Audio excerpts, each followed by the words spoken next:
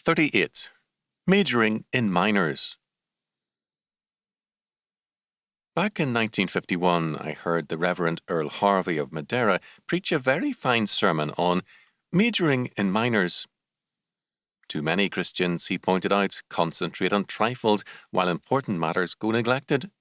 This he called majoring in minors. I thought of this recently when I encountered a young pastor of superior ability who spends his time, like so many others, crusading over trifles. With the world falling apart, he gets very upset and spends time fighting over the wording of an advertisement. Another man spends time fretting over women's hairstyles and dress lengths, while still another frets over Sunday baseball and football on television.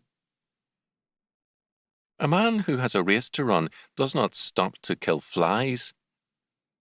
His sense of priorities makes him aware that only the most pressing task can dominate his mind and time. This is not to say that some of these minor issues are not sometimes real problems. The question is not only one of priorities, but also of common sense. We do not stop to dust furniture in a burning house. We try to put out the fire. Similarly, in an evil generation, our task is to proclaim God's regenerating power.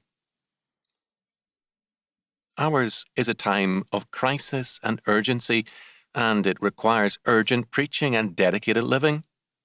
We cannot be at ease in Zion, Amos 6:1, nor can we take undue time for secondary or peripheral matters.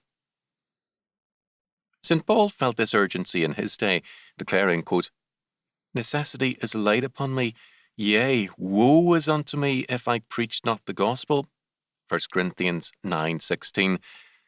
Sadly, one of the rarer things today, both in pulpit and pew, is the same sense of necessity and urgency.